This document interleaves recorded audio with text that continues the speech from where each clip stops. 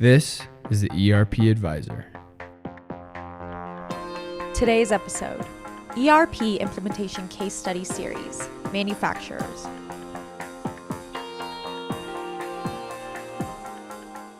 Thank you for joining us for today's webinar, ERP Implementation Case Study Series for Manufacturers. Shawn Windle is one of our speakers for today. Shawn is the founder and managing principal of ERP Advisors Group based in Denver, Colorado. Shawn has over 25 years of experience in the enterprise software industry, helping hundreds of clients across many industries with selecting and implementing a wide variety of enterprise solutions. His podcast, the ERP Advisor, has hundreds of episodes with tens of thousands of downloads and is featured on prominent podcast platforms such as Apple and Spotify. Quentin DeWitt is our guest joining us today. Quentin, or Q as he is known, is a director at ERP Advisors Group. He has over 20 years of IT experience and has advised on hundreds of software needs analysis, selections, and implementation projects at EAG. On today's call, Shawn and Q will host the next edition in our implementation case study series. They will discuss how some of our unique manufacturers have successfully improved automation across their value chain with new ERP. Welcome, Shawn and Q. Thank you. Thank you. Yeah. Good to see you, Q. Yeah, it's nice to be back. I've done several of these before, but it's been a while, so great to be on. Yep, and thank you, Erica, too. And definitely an acknowledgement to Rebecca, who's behind the scenes. She gets to wear jeans today, and she's hanging out as the producer. Yeah, and it's good just to have Quentin back in the office. We haven't seen Q in the office in a few months. He's been working remotely, so it's a big reunited, I suppose. Exactly. Absolutely. I love being in the office. Yep. Yeah, well, it was just perfect timing considering we already had this call scheduled. Q tends to be our resident, more of our internal subject matter expert when we have a core manufacturing client. That's right. Mm-hmm. So yeah, we have some fun questions to go through today and talk about some of our interesting clients and the solutions they've been trying to come up with to automate their software. Perfect. Yeah. Well, so maybe we can just kick it off here with our first question. So we have many manufacturing clients who are looking to change ERPs after being in business for decades. So Shawn, why do you think that's happening?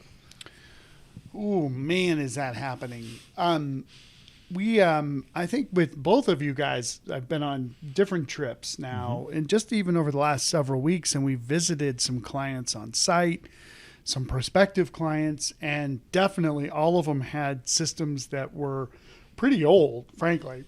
They would use that phrase. I don't want to say anything politically incorrect, but I think it's okay to say that. And actually, Will, who also helps on these calls, is putting together kind of a new campaign on, you wouldn't use your old PC from 1980s. Why are you using your ERP, right? I kept that idea kept going through my mind as we're chatting with these folks. The one interesting thing I would say, though, is that all of them have new facilities. One of them didn't. Excuse me. But I think that's exemplary of kind of what we're seeing, that organizations that have been in business for a long time, we're kind of going along and growing and growing and growing. And then COVID hit, and that just like threw all of the business rules, the kind of the way things were just went out the window. And not only were they handling inventory issues, supply and demand, planning, all kinds of issues that all of our clients went through at that time, but we've kind of emerged from that. And a lot of these manufacturers are doing a lot better now. Margins are higher. Cash flow is a little more free. Maybe they're not tied up as much. I mean, especially because during COVID, a lot of our clients had to buy as much raw material as they could because it was slow to come from wherever it was coming from, right? And then they had too much inventory, even finished goods, and their customers didn't want their stuff. And so we've sort of flattened that curve a little bit. And now it's like, okay, what do we really do here for growth? Invests in the business. So I think that's a big, big, big, big trend. I mean, we just see a microcosm of it, frankly. I would love to see more of it. We're trying to grow and expand and help more folks, even going to trade shows. Don't be surprised if you see Rebecca McCabe soon at a trade show near you, as a matter of fact. Anyway, so I think that's it. I think the right economic conditions, the perfect storm, if you will, have come into play that We were at an Infor conference last week and just talking to a lot of those businesses, they can do it, And the other key piece too, there's a couple of other things I would say. Staff, I think we do see staff members, like thinking about the guy who hosted us a couple days ago. Was that this week? That was this week. Oh my gosh. The main guy at that one client we were at, he's risking a lot. I mean, he is risking a lot on shepherding this process forward and getting to, not just the selection, but encumbering the company with a big contract. And then you got to go through implementation, and he's got a day job. And then he's like, look, I'll do it. I'll do whatever is necessary to do that. It's amazing. Every single one of our clients has somebody that, that's usually our sponsor, right? That we're all in behind them, who's like, this is the right thing for the business. That's what they say. That's what they feel. And they're the sponsor. I keep thinking of necks chopping, but like the neck is going to get like they're risking their careers or their jobs on these projects, frankly. But man, like we see this over and over and over. It's actually something we look for in our prospective clients when you're talking to people is like, how vested are these guys and gals with making this project a success? I have another client that I can think of that you and I visited last week, where the main person driving it, she's like, I really don't want to do this. I've been here for 20, 30 years. But if we don't do this, like we're going to leave the company in worse shape. I'm not going to do that, So there's also these sponsors that are like stepping up and saying, I'm interested in doing this. I can do this and I want to do that.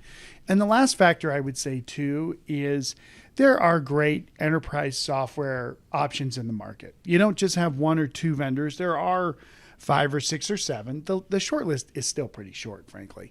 But these vendors have come a long way. They've all worked through cloud. We were talking to one of our clients about a very distribution-centric solution. And I always get to be kind of the bad guy on the tech deep dives. You do too. And I was like, okay, so like for real, how many customers have you had on your cloud platform, right? This app's been around for a long time. 700. I was like, okay, good, because maybe it's only 400. I don't think people lie, but sometimes they kind of say a little bit bigger numbers. But hundreds and hundreds and hundreds of customers had come before ours to work through all the issues. I remember asking that question about 6 years ago to another vendor. I don't remember who it was. And it was like about 100. Okay, then we want a big discount in case there's a problem. Or we need access to the data center people in case there's a problem. Well, that's not the case anymore.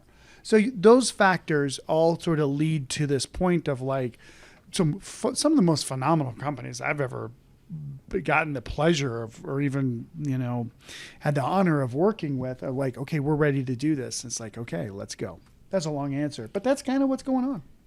Yeah, one thing I would say that I've noticed is also that maybe 20 to 25 years ago, when companies were putting in their first ERPs that were maybe different than what came out of the 80s, maybe the 90s, that they've been able to move along and keep it going somehow with the infrastructure that has to be installed on. But one thing I hear on calls a lot is, and this is definitely for manufacturers for sure, is that the product is not only getting older, but the infrastructure is now not going to support it. And the people are like kind of ready to retire. So there's just sort of this interesting timing factor that like when certain generations of ERPs became implemented and they managed to last this long, that now that the people that developed them, that's the end of their career and there's no new people coming along to learn them. That's right. Yeah. There's a resource deficiency there with some of the older platforms. And they were also very purpose-built for a specific function where there's been dynamic change in what a manufacturer has to do today to stay relevant. There's depth of distribution information, logistics, multiple suppliers, and how they can get what they need, especially during COVID, from those different suppliers to actually build their product. So a manufacturer can't just get along with a tool that they had before to just build a product and stay competitive, and stay competitive in the market. So because of that technology change and that dynamic need to stay relevant, they're looking at implementing their tools. And the older tools have less resources, less focus on them. Sometimes they're great tools, though. They've been able to get them through their business needs for many, many decades sometimes, and their people are used to them.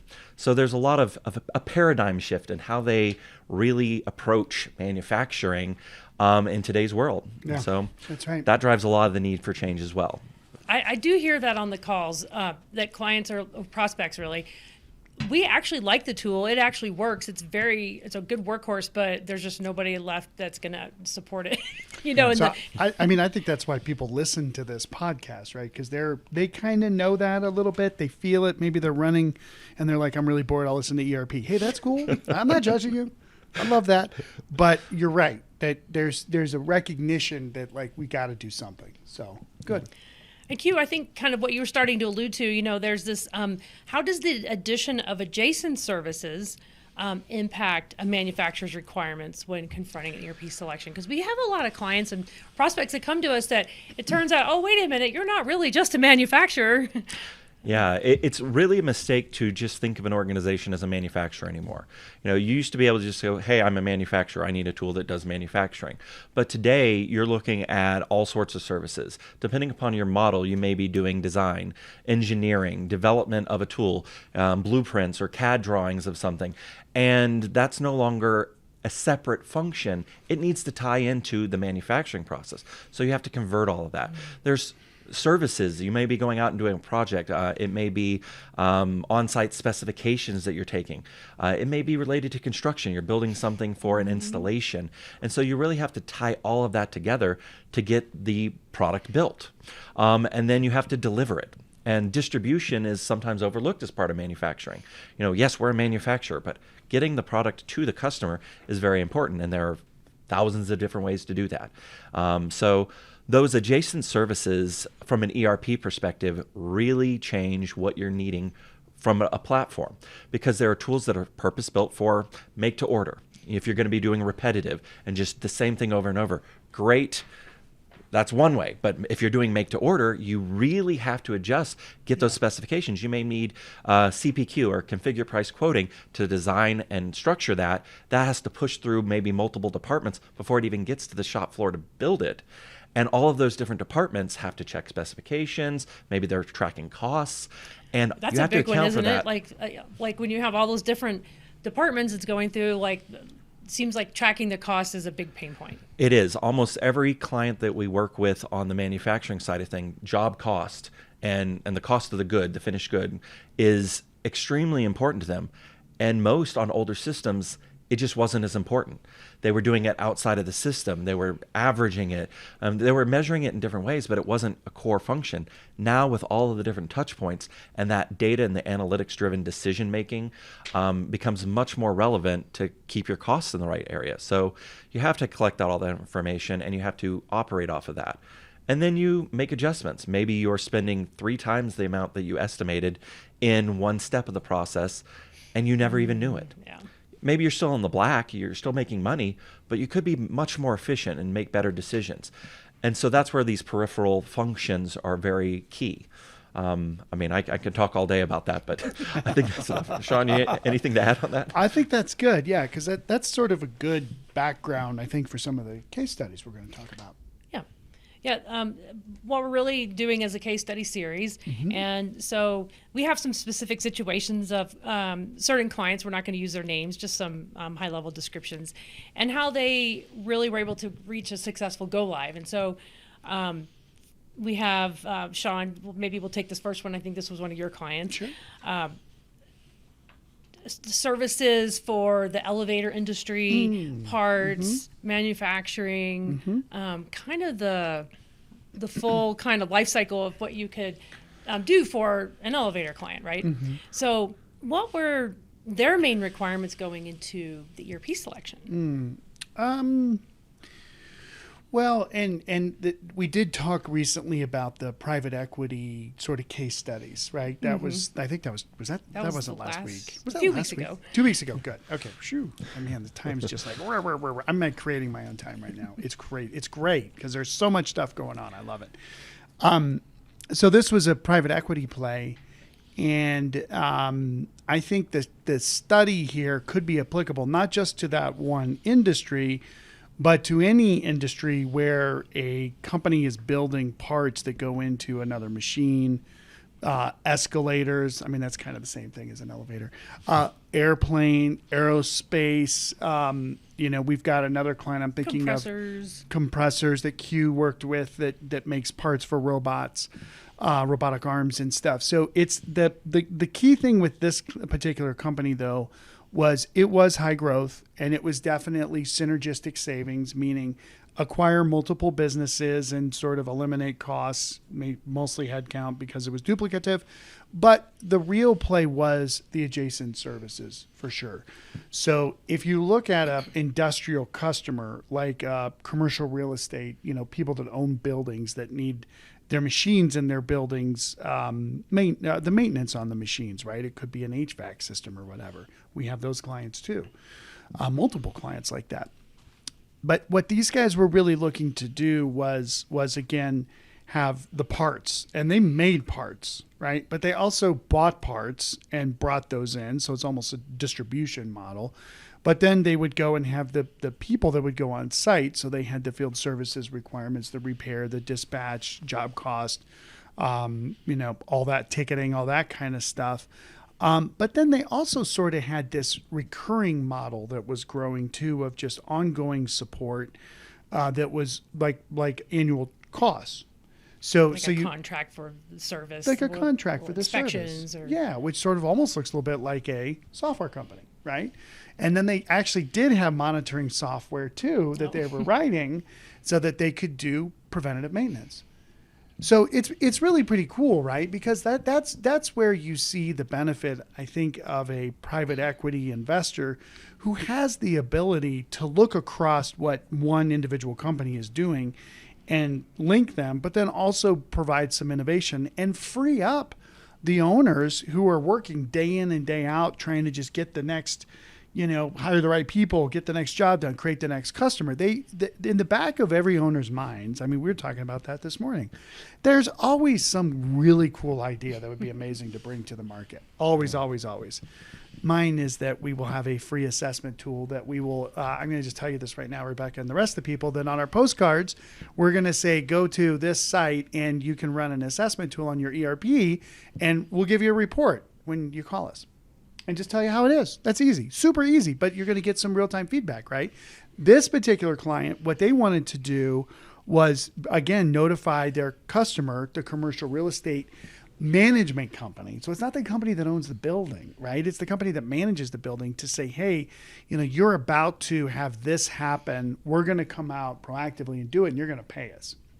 So those kinds of models, right, are awesome. And every single one of our clients is looking at these different kinds of things that they can do. So, Q talked about the adjacent services, but I think this particular company, and the private equity company is awesome who's behind them. They're very industrial focused, very much like, what are the business problems that these major industries are trying to resolve? And this case, again, more commercial real estate, but also some aerospace stuff and other things that they do.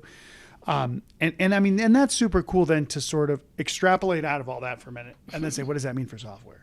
Yeah, right. And it's a little bit different for the software part. It's a little bit different for the software part. We had this conversation yesterday. So do we do best of breed apps for all these different adjacent services, or do we do one platform that goes across it? And the answer is, it depends.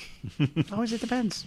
Yeah. Stephen Wheeler was my accountant. Maybe he listens to this. That'd be cool. Was my accounting professor. And he would always say, the right answer is, it depends. So I'd put that on the test and he'd mark it wrong. Anyway, that's another story for another time. But the key thing here is that when you're looking at ERP for these adjacent service plays, if you will, whether it's PE backed or fourth generation family backed, like another business we were just in, the key thing is you have to understand what you're really trying to solve. And a lot of times the real problem that we're trying to solve is visibility across the enterprise of data. And I don't care what any BI, analytics, whoever says, you can grab data from Salesforce and from Service Titan and from Intact and from UKG, but man, that data is like phew. It is not normalized and it's not standardized. Now that's where the big SAP master data management stuff comes in. Okay, we're going to have a big MDM project and all of our data is going to be rationalized within a taxonomy, that blah, blah. That's still freaking hard. And I don't care if you're a $500 million manufacturer, you're not going to take the time to do that, right? You're going to have to be bigger. So that's where a platform play makes a lot of sense, right? If you look at a solution like a NetSuite, Acumatica, those apps, they do solve a lot of business problems across all those different areas, right? Other apps, SAP, Microsoft F&O, Microsoft Dynamics 365, Finance and Operations, they've got that capability too, right? We were just talking about that specifically on Microsoft versus more of a best of breed or line of business application that doesn't, right? Okay, but that's okay because we know that really, even though we have these adjacent services, 90% of our business is this, that other piece is 10, just get a bolt on. And we can do a trial balance upload. Maybe you get a corporate performance management or a performance management tool that sits on top to do your corporate reporting if it's really complex. Rebecca's shaking her head. She knows exactly what I'm talking about. I love seeing that. Or we just suck the trial balance into maybe the best of breed app that covers 90% of it, but then we can just do our financial reporting out of one solution. So the right answer truly is it depends. But you got to think about these criteria when you're going through this process. And look, again, love the software vendors. We love them. We love them. We wouldn't be in business without them. We'd be nothing, honestly. So they're a major part of our business. Why does it feel like a gigantic butt is coming? But I don't mean that. I mean that kind of a butt. Clause, as in a clause. Every vendor that we've talked to for all of those projects, despite them being best of breed or platform, they all say, oh yeah, we can do it. Mm-hmm. So one, you have to understand what kind of strategy you're really going for, right? Is it really a platform play? Is it a best of breed play? And there's pros and cons and all that. Two, when you're talking to vendors, you have to tell them this is what we want. And this is exactly what we're looking for from you. And the vendors will say, you know what, we can't do that. The good vendors will absolutely unequivocally do that. That's for sure. And then three, once you sort of figure out which vendors those are, you got to tell them, look, you got to show me these things and do the demos that are scripted so that you can see for yourself. There's a whole bunch of other stuff. Go to our software selection pages and you'll see the whole thing. But those are some key things. I'm going to stop talking. Does that make sense, though? Yeah. Even it's not in manufacture, but right now we have a proposal out to a home builder. And it's sort of a similar thing. Like, well, we have these different kinds of businesses, and they all don't do exactly the same thing. Are you sure they're not a manufacturer? We don't know. Well, we don't know. What do we know about them? Where do they make their house parts? Where do they? Well, in a factory. Oh, so they have a factory? Well, that sounds like manufacturing to me. But that's only one of the businesses. That's one of them. But it's exactly the same thing that you're talking about. And I only poke at you a little bit on that because their requirements are more of a manufacturer than a construction company at this point. So you see that the blending is just, it's not only happening. It's happened.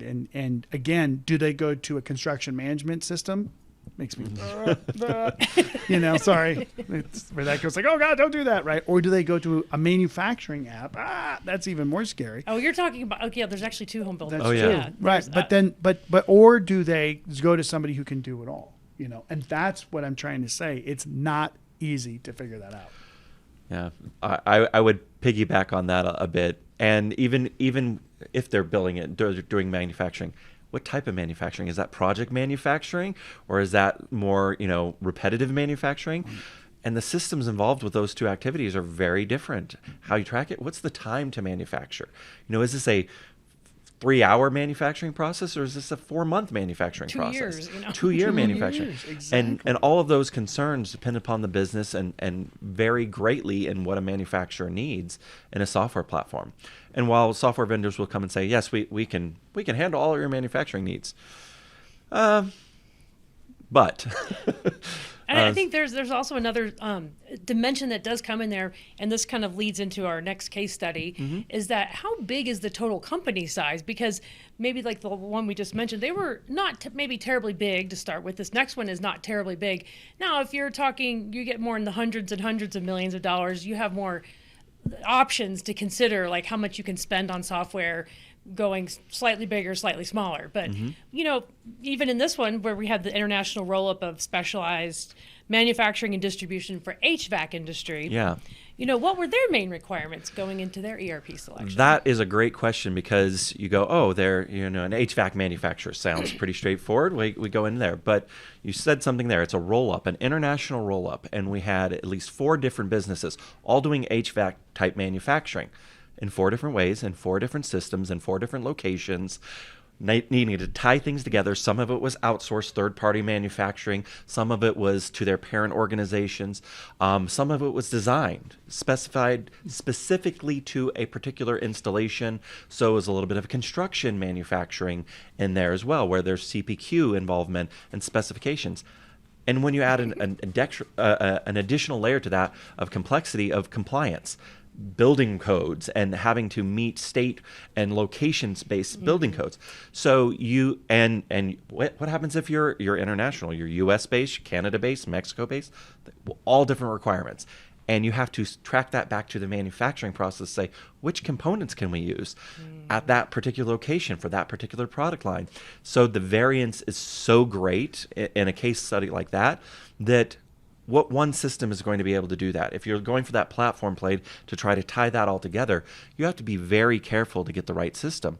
And it's not a simple, straightforward manufacturing platform, because 80% of what they were doing wasn't manufacturing. It was actually all the peripheral functions, that field specification work, that engineering and design, that CPQ, that installation, the compliance, the regulations that they were having to follow. Then you have all the purchasing. Where are we getting these components? Who's going to make them? How do we get them together? Especially during COVID, this was a major challenge. So from a case study perspective, that's a perfect example where it's not a simple question. You have to look at the requirements, and it doesn't come down to one answer. You have 20 different answers, across that business for one process. So and they weren't merging into one company. They were staying as their own discrete companies too, all in one software. Yes, except that they need to consolidate. And you're talking about data. So yes, they were 4 separate companies operating with a single parent, wanting to see things completely separate processes, separate ways of doing things, separate levels of complexity of manufacturing. And then they want to consolidate that all and give one picture from a parent perspective to make it all tie together. Very easy. So those are some unique challenges for sure. And, if you're not a $1 billion company, you're not going to go and just go to one of the the thing that's flexible and can do everything. I mean, you have to get something that's more cost effective for the companies. So. When you think about it from that scale, SAP is like, great, just pick SAP. It can do all that. Wonderful. But when you're that size, and it was much smaller, SAP is going to be multiple millions of dollars to implement in that scenario. And they just didn't have that sort of funding. So it's not the right solution. They're not going to be successful. They can't support it. So you really have to balance requirements, business model, strategy, location, distribution, additional functions, resources, with what you need from a software platform and how much you can invest and what you can get out of it. So what's the ROI on that? And how is that going to see us into the future to be successful? So that may have been outside of the parameters of what we were looking for, but I think it's a great case study to say, how do you deal with that? Yeah. No, that's spot on. And what would you say were some of the challenges they faced during their implementation? Well, as I said, 4 different organizations. You take even a single individual from those 4 organizations, you say, how do you do manufacturing and how do we standardize on manufacturing, or even just the materials handling portion of manufacturing? How do we get our materials from inventory and distribute them to the shop floor? You get 20 different answers, depending upon who you're talking to that day. Do we even have a standard operating procedure for this? The answer is no. And we do it 10 different ways, and each person who does it differently. Oh, and then there's we 4 have companies. Yeah. Then we have staff turnover and changes.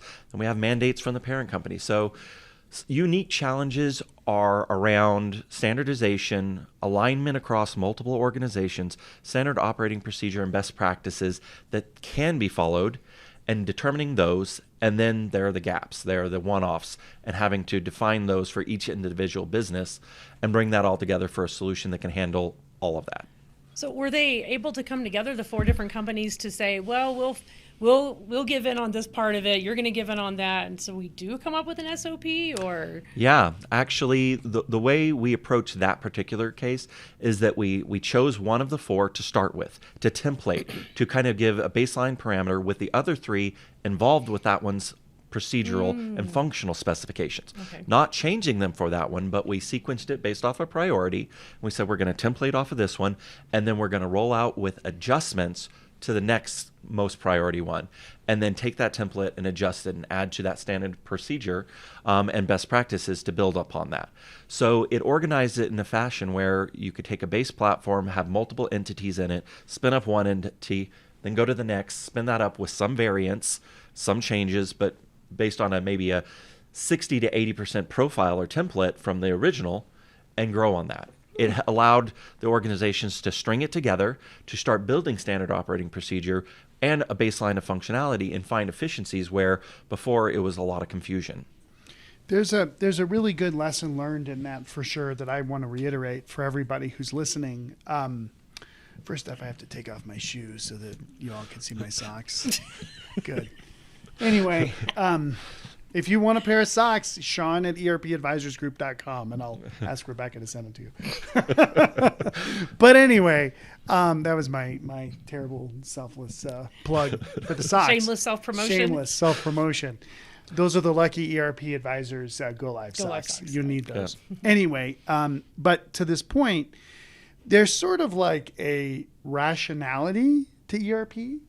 And then there's the realities of the irrationality of just people and busyness and, my gosh, it's summertime and my kids are in the softball league, or, in the fall, if somebody's off for 3 weeks, or there's like realities. Okay. So what Q said is spot on with that concept of the blueprint, right? For that kind of a project where you've got 3 or 4 or 10 different. It could, in this case, it was different legal entities, but in another client of ours, that it's branches or offices. Right. So everybody gets together up front and sort of says, okay, what's the master blueprint?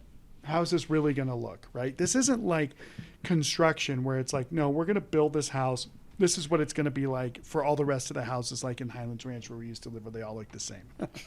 It's not that rational. It's like, okay, we're all going to get together and then agree. Oh, yeah, let's do that, which is miraculous that we can even get that agreement, frankly. Here's how we're going to do MRP across all the businesses, because that ties into purchasing and inventory and manufacturing. And oh, my gosh, right? So then you roll that out across the first one, and there's going to be some tweaks to that blueprint during that first one. But then you just hope like heck it works on the second. You just have to. But at least you have something going into it, right? And so just know, like if we were, when we were Big Four, when I was, right, we would do that model across the world. It was like a global blueprint, it was called. And it never worked, right? With telco companies where I was at, with different regions, it never worked. It actually never really worked. But you did the best you could. I think what I would say to our listeners that are in a similar situation as manufacturers, though, is just know that it's better than nothing to get a blueprint, a common blueprint in phase one. You got to do something. Get feedback from the other entities so that you can find those unique business requirements. Do your best to build them in. And then basically, you just hope like heck that it works going forward. But going into the second one, there and unequivocally the second entity, office, region, whatever, country is going to say, well, that's not going to work for us, right? And we need it this way. And then you sort of, that's where you have to have the tough question, right? We were just talking about guiding principles on a project recently where they tried to customize everything with the out-of-the-box solution, which did lead to a failed implementation, which then they called us for help. The thing that we've had to really enforce is you got to take this thing as it is, as much as possible. And if you're willing to pay out of your pocket for the customizations or the changes, we're going to listen, right? Mm-hmm. There will be some changes, but this is why we say that ERP implementations are a little bit like open heart surgery. You want to like open the chest. We've had a couple people in our lives recently go through this too. So this is very heartfelt. And do the work you got to do. Oh, we got a little more here. Okay, good. Do it. And then close that sucker up before anything bad happens.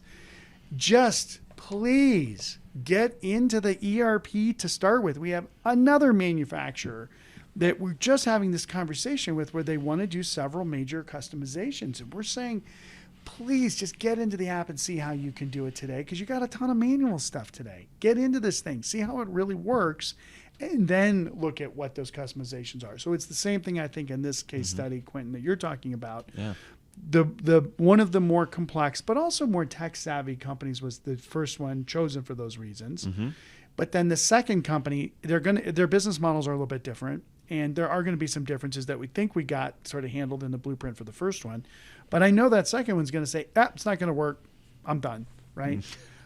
Yeah. Okay, first, that's not an option. But secondly, okay, I understand. Now, how can we really work through this? Just know you're going to have to work through it, because regardless of how rational you are in your planning, the realities that come in post that first phase, it is going to require compromise. And, that's why it's kind of good for us to be around, because we can sort of say, well, gosh, kind of work through it so you don't have to be the bad guy if you're the sponsor from the first company. But ultimately just know there's that compromise.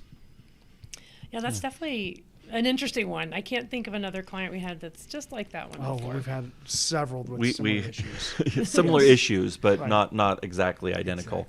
Exactly. But it's similar in distribution, multiple countries, multiple locations. Or even like the 14 franchises of the one distributor. I guess they had to each come together on even just the inventory list or something. Mm-hmm. So those are some of the impacts.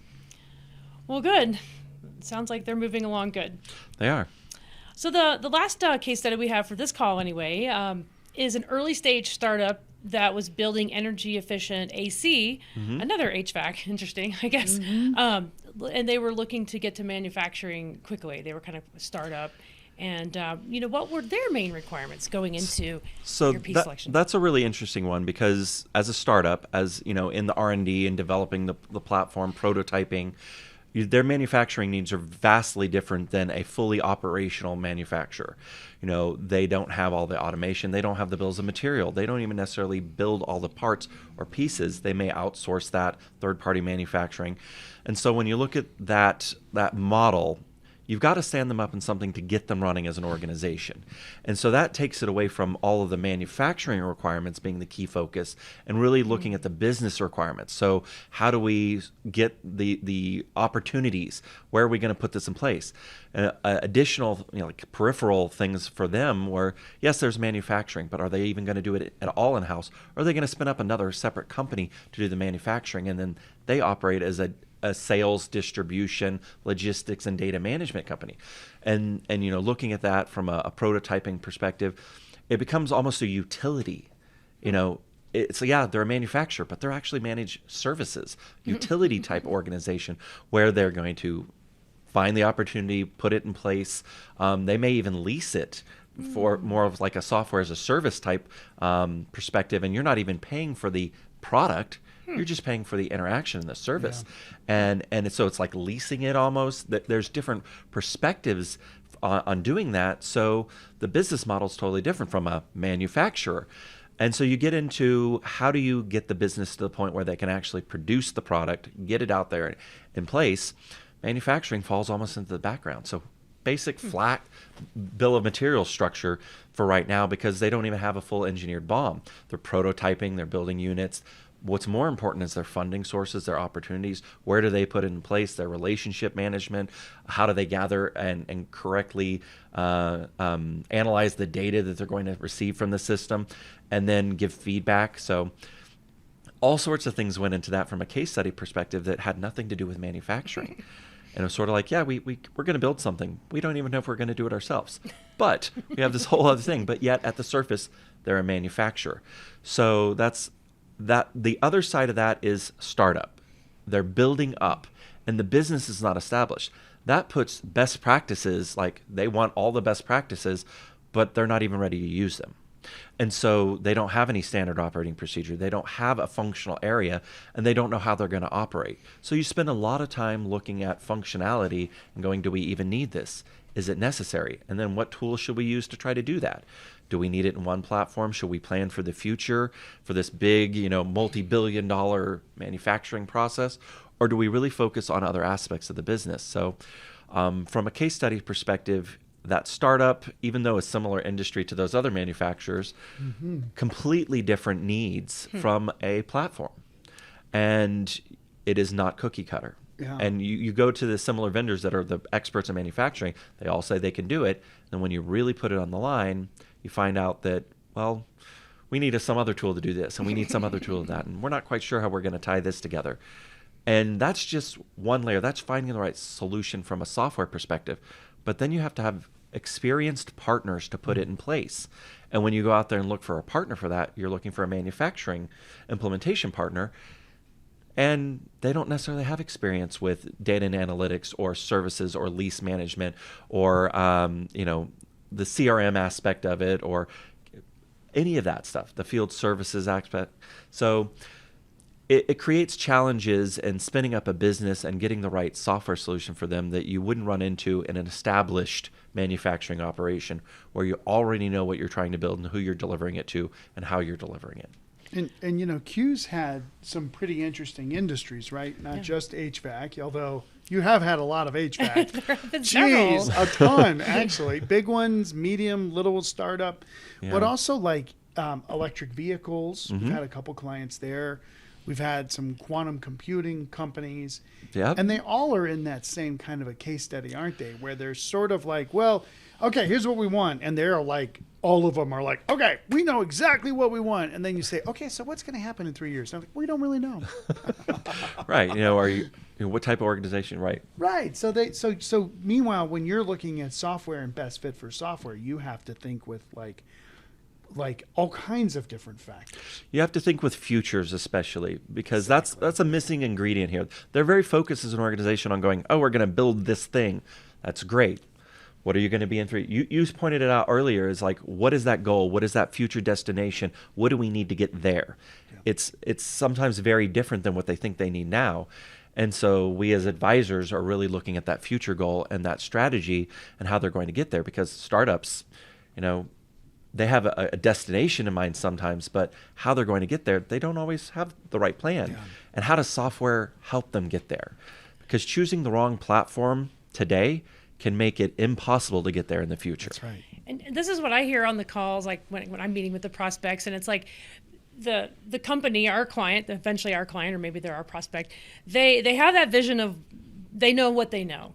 And if you're relying on the software vendor to come in and extrapolate all those things out for you, I think that's where they can make a big misstep and, mistakenly buy an application because, this is a core traditional manufacturing application, right. But turns out they aren't even really a manufacturer. They're really more of like a contract, they have design and some assembly and maybe there would have been a much better, but if you're relying on the software vendor to interpret that for you, right. You could just have a lot of missteps. And I think that's, the whole point of bringing these different areas out is like, how can you understand what the requirements are? It's a little bit more than just the software salesperson maybe taking an order and then, okay, here's a bomb for the order. Right. It's the difference of a software vendor selling software. That's what they're selling. They're saying, hey, we have this wonderful software platform, and it could be amazing. But are they taking that time to understand that particular client and how they're different? And good software vendors, good salespeople do. Yep. They take the time to get into it. So I'm not criticizing them at all. But oftentimes they're still trying to sell software. They're not their advisor. Right. They're not advising them. They're not looking at all of those sides of things, which is a mistake in many cases. And I think software vendors lose a lot of deals because they're not taking that time. They're not looking at what does this client need from a business perspective, more so than just a software, like how do we sell them software? So just to all you software vendors out there, look deeper on that side. Really get to know your client from a future, from a needs perspective, and many of you do. Mm-hmm. But I think that will help you to get to the end of the opportunity and win the deal. Yeah. But we try to help on that side. So plan for that future, understand the requirements, look to it. So And at the same time, thinking to your case study here, you also just got to make a decision at some point. Yes. Right? Like you can have analysis paralysis. absolutely. But there really are only a couple apps that can kind of provide a platform for future growth across different, vertical, industry specific kinds of things. So, making the decision, getting into something is also just as important as making sure that you're not doing something despite yourself in the future. It is. You can shoot yourself in the foot with analysis paralysis going, okay, we're looking at 10 different solutions and all of them say they can do it. How do we make this decision? And then they stop. Yep. They don't make a decision. They don't move forward. So Then they stay on QuickBooks and Then they stay on- Fishbowl, and they're $100 million, and now they're really growing, and they're like, Right. oh my gosh, we can't stop everything. What do we do? Our QuickBooks file keeps crashing. There's too many people in the QuickBooks file. Quickly, get out of QuickBooks. Yeah. Well, we're trying to do our business here. I know, get out.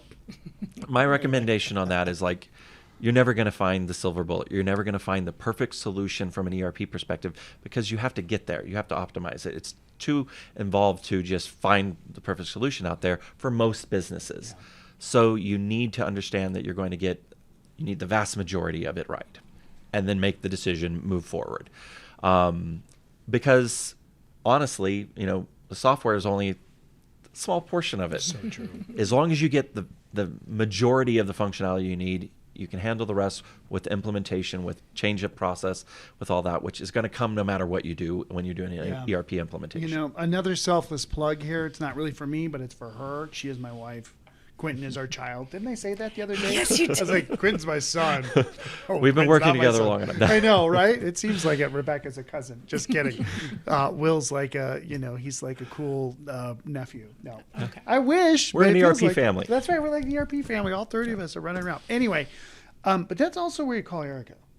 So Erica's free hotline, ERP hotline, I don't know what our phone number is, but it's on the website. But seriously, as you're looking at these different apps and thinking about this and you're talking to software people and they're all saying the right things and you're like, wait a minute, I don't think so. Something's a little wonky here. Erica will get back to you like within 24 hours. She doesn't have a service level agreement. Actually, we should have one with you to me. 99.9% You're going uptime. to call these guys back. Yeah, outside of maintenance windows. That's funny.